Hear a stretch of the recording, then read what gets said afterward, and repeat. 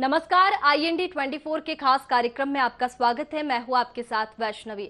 सावन माह भगवान शिव का प्रिय महीना है और वे सोमवार के अधिपति देव है। इस तरह से सावन सोमवार शिव जी के आशीर्वाद की प्राप्ति के लिए सबसे अच्छा दिन है और आज हम इस कार्यक्रम में बात करेंगे सावन के दूसरे सोमवार की। इस दिन शिव भक्ति के लिए बहुत ही शुभ संयोग बना है। इस दिन पूजा पाठ करने से आपको 4 गुना फल प्राप्त होगा और वो कैसे, यही जानकारी देने के लिए हमारे साथ में स्टूडियो में मौजूद है पंडित विष्णु राजौरिया जी। पंडित जी, बहुत स्वागत है आपका IND 24 में।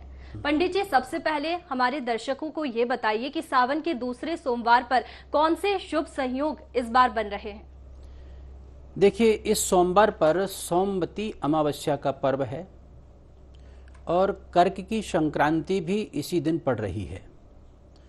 तो यह स्नान दान का अद्भुत पर्व है, साधना का, भक्ति का अद्भुत पर्व है। सारे शिवालयों में, तीर्थ स्थानों में सोमवती अमावस्या का स्नान के उपरांत, संक्रांति के स्नान के उपरांत भगवान शिव की आराधना होगी और घरों में भी तीर्थ जल से स्नान करने के उपरांत शिव जी की आराधना का पर्व इस दिन मनाया जाएगा। श्रावण का सोमवार होने के कारण भगवान शिव की आराधना का यह विशेष पर्व है। प्राकृतिक रूप से श्रावण मास भगवान शिव की आराधना के लिए नियत है और सोमवार का दिन तो पूरे वर्ष पर्यंत भगवान शिव की आराधना के लिए निश्चित है। भगवान शिव की आराधना करने का इससे उत्तम अवसर और कोई नहीं हो सकता है, क्योंकि सूर्य संक्रांति भी इसी दिन पड़ रही है और श्रावण का सोमवार, इसलिए अद्भुत दिन है, ये बहुत शुभ दिन है। बिल्कुल पंडित जी, वैसे तो शिव जी एक लोटा जल में ही खुश हो जाते हैं, लेकिन ये दूसरा सोमवार है, हरियाली अमावस्या भी है। ऐसे में किस तरीके से पूजा करें और हरियाली अमावस्या का महत्व क्या है? हरियाली अमावस्या श्रावण मास के कृष्ण पक्ष की अमावस्या वर्ष में एक बार आती है और चारों तरफ प्राकृतिक रूप से प्रकृति पूरी हरी भरी हो जाती है, हरियाली से आच्छाद्य हो जाती है। सारे वृक्ष की लताएं, बेलें सब हरी भरी होती हैं। इस तरह से इसका नामकरण हरियाली अमावस्या हुआ, क्योंकि इस मौसम में ये आती है, श्रावण के मौसम में, जब चारों ओर नदी, झरने सब प्राकृतिक रूप से कलकल करने लगते हैं और वृक्ष की लताएं हरी भरी हो जाती हैं। और इस अमावस्या पर जो इस मौसम की फसलें हैं वो भी सब खेतों में हरी भरी हो जाती हैं। तो प्राकृतिक रूप से भी चारों तरफ हरियाली छा जाती है। तो और भगवान शिव को यह अमावस्या अत्यंत प्रिय है। इस दिन उनकी आराधना होती है। पितरों को भी यह हरियाली अमावस्या अत्यंत प्रिय है। उनका श्राद्ध करने से, उनके प्रति जो भी आचरण होता है, धार्मिक आचरण, पितरों के निमित्त तर्पण करना इत्यादि, वह सब करने से पितृ भी बहुत प्रसन्न होते हैं। इसलिए हरियाली अमावस्या का पूरे वर्ष में एक बार इस उत्सव का आना बहुत ही महत्वपूर्ण होता है और यह श्रावण के मास में आती है, इसलिए इसका और अधिक महत्व हो जाता है। शिव जी की पूजन, आपने पूछा था शिव जी की पूजन किस प्रकार करें। तो किसी भी तीर्थ स्थान पर या अपने घर में स्नान के जल में तीर्थों का जल मिलाकर आप स्नान करें। स्नानोपरांत अपने घर के पूजा घर में अथवा देव स्थान में जाकर षोडशोपचार विधि की पूजन सामग्री वहाँ पर एकत्र करें, जिसमें दूध, दही, घी, शहद, शर्करा और पंचामृत, चंदन, इत्र, भांग, भस्म, इसमें से जो भी आप उपलब्ध कर सकते हैं वो अपने भगवान शिव के लिए रखें। इसके अतिरिक्त अक्षत, पुष्प में धतूरे के पुष्प हुए, अर्क पुष्प हुए, चंपा के पुष्प हुए, ये भगवान शिव को अत्यंत प्रिय हैं। शमी के पुष्प, शमी पत्र, बेलपत्र, ये सब एकत्र करें। धूप दीप नैवेद्य अपने घर में बनाया हुआ उपयोग करें। मौसम के फल साथ में रखें। इस तरह से दीप और धूप भी व्यवस्थित करें। षोडशोपचार पूजन सामग्री आपके पास रहेगी तो आप षोडशोपचार विधि से पाद्य, अर्घ, आचमन, मधुपर्क करके दुग्ध से स्नान कराएं, फिर शुद्धोदक स्नान कराकर दही से स्नान कराएं, पुनः शुद्धोदक स्नान करके घृत से स्नान कराएं, घृत का लेपन करें शिवलिंग के ऊपर। पूरी श्रद्धा के साथ पंचोपचार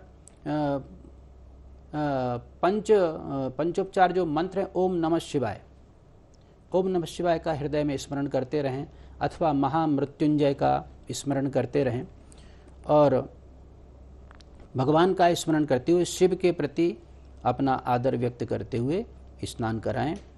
फिर घृत के स्नान के उपरांत भगवान शिव को मधु से स्नान कराएं, शर्करा के जल से स्नान कराएं, फिर पंचामृत से स्नान कराएं, फिर शुद्धोदक स्नान कराकर चंदन और इत्र से भी स्नान कराएं।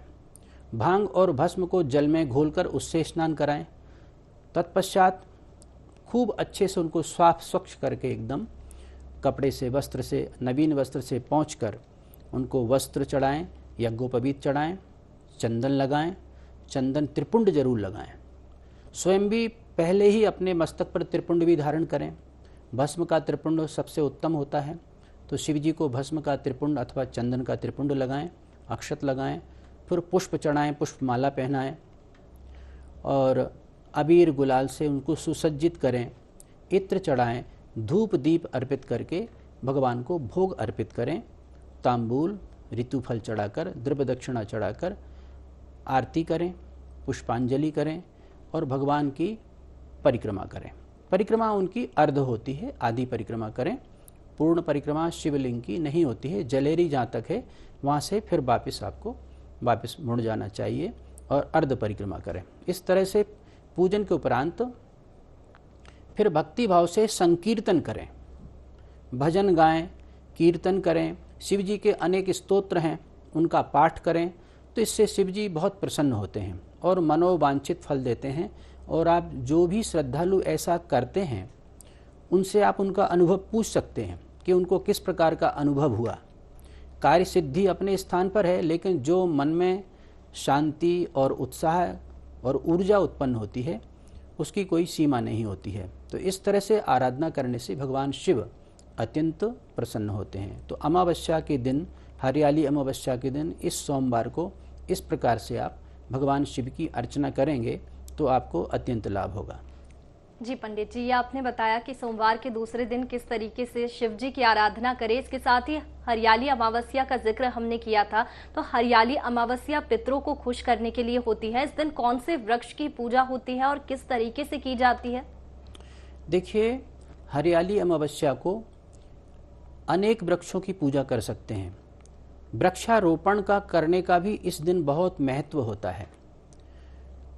बट वृक्ष, पीपल का वृक्ष, आंवला, आम्र, कदली, केले का वृक्ष इस दिन आप अवश्य लगाएं। एक वृक्ष का रोपण अवश्य करें, उससे भी आपके पूर्वज और पितृ तृप्त होंगे, प्रसन्न होंगे। लेकिन पीपल वृक्ष का पूजन अवश्य करें, क्योंकि पीपल के वृक्ष में पितरों का वास सदैव रहता है। उनको काला तिल और दूध मिलाकर एक पात्र में जल भरकर उसमें ये मिलाएं और उससे उनको अर्घ्य प्रदान करें। पीपल वृक्ष की परिक्रमा करें और प्रातःकाल से दोपहर के 12 बजे तक यह कार्य आपका हो जाना चाहिए। इससे अधिक विलंब नहीं होना चाहिए। इससे आपके पूर्वज और पितृ बहुत तृप्त होंगे। अमावस्या का महत्व पितरों को तृप्त करने के लिए बहुत अधिक होता है। पंडित जी, किन बातों का ध्यान हम शिवलिंग की पूजा के वक्त रखें? क्योंकि कुछ ऐसी चीजें होती है जो शिव जी को नहीं चढ़ती है, तो कौन सी ऐसी चीजें हैं जो शिव जी को नहीं चढ़ती और वो उन बातों का ध्यान हमें पूजा के वक्त रखना चाहिए? देखिए, शिव जी को प्राकृतिक वस्तुएं ही चढ़ाई जाती हैं सामान्य तौर पर, लेकिन इसमें भी तुलसी का पत्ता शिव जी को अर्पित नहीं किया जाता, भगवान विष्णु को चढ़ता है। और शंख का जल, शंख में जल भरकर भगवान विष्णु का, गोपाल जी का अभिषेक होता है, गणेश जी का भी हो जाता है, लेकिन शंख के जल से शिव जी का अभिषेक नहीं कर सकते। इस बात का विशेष ध्यान रखना चाहिए।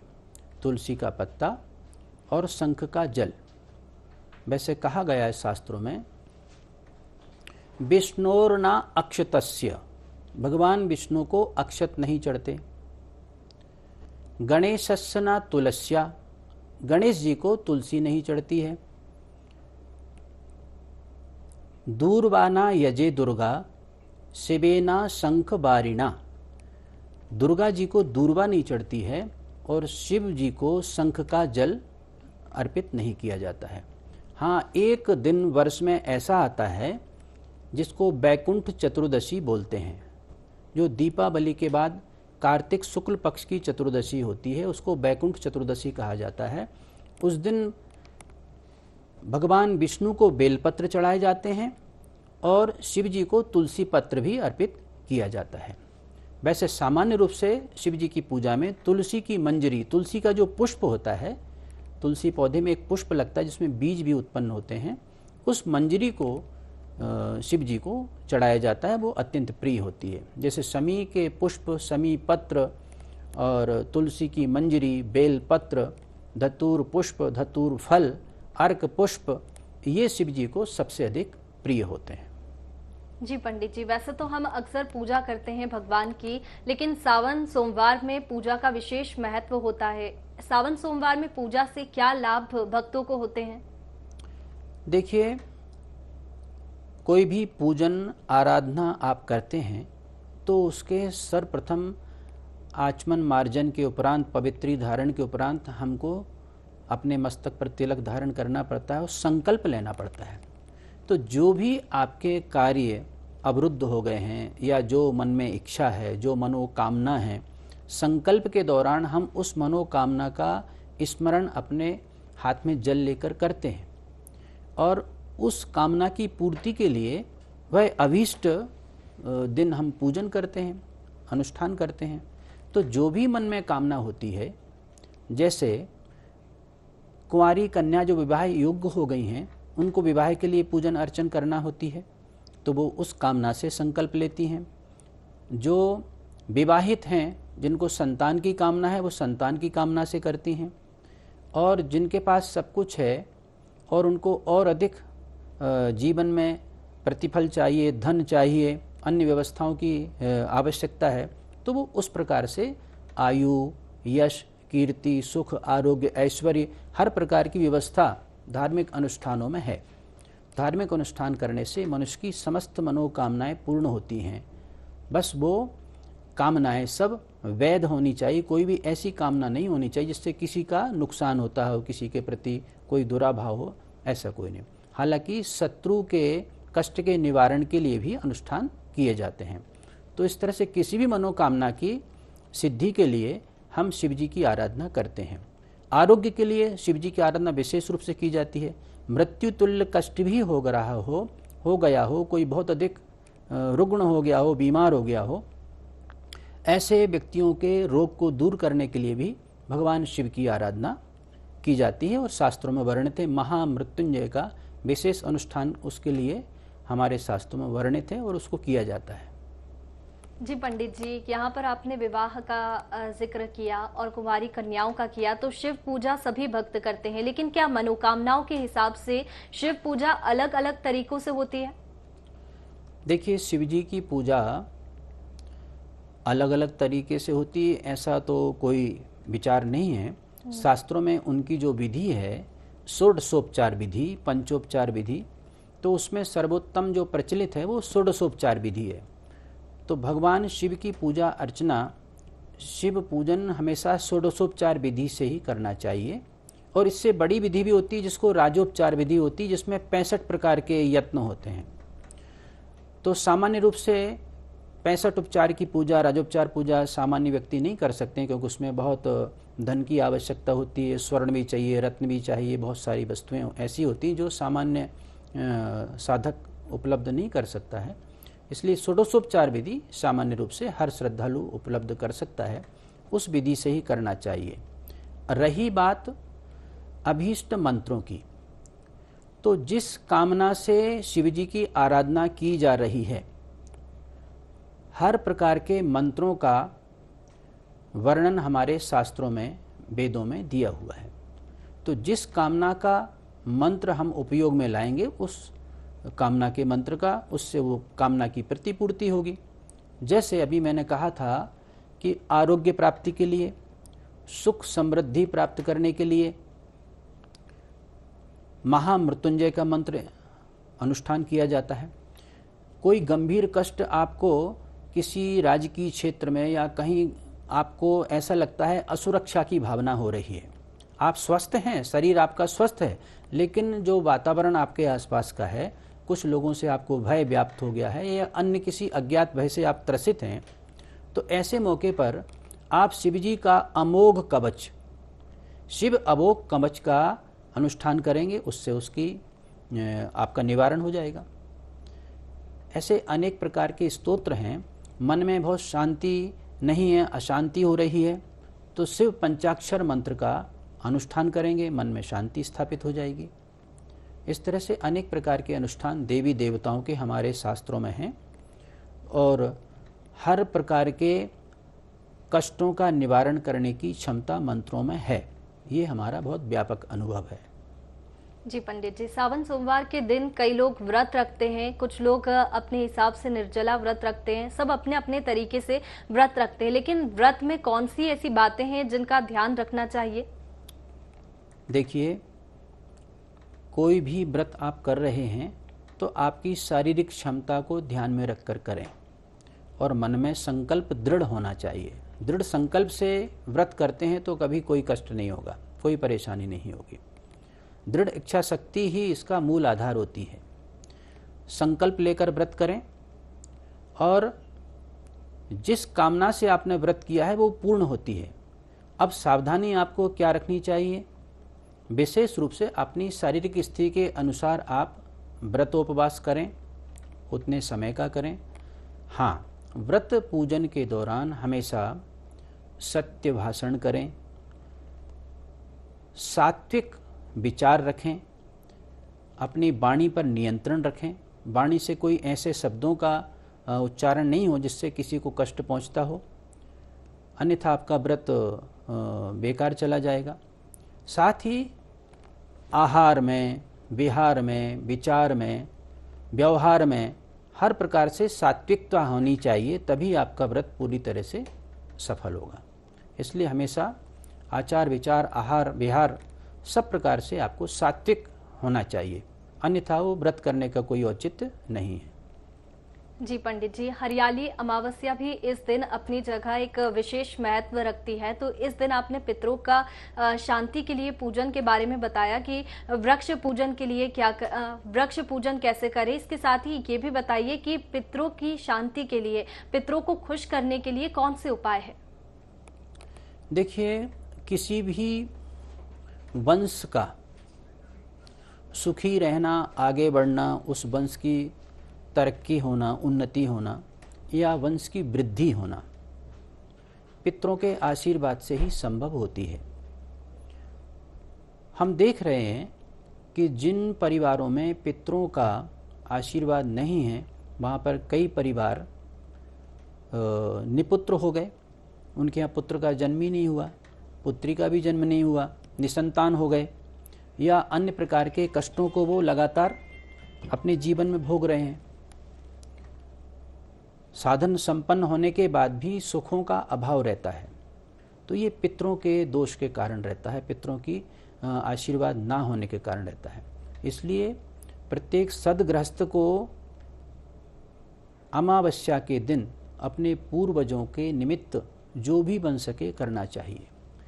कम से कम गाय को तो रोटी देना ही चाहिए और पूर्वजों को जल अवश्य देना चाहिए, उनको प्रणाम अवश्य करना चाहिए। अपनी पीढ़ियों को, अपने गोत्र को, अपने वंशजों को हमेशा स्मरण करना चाहिए।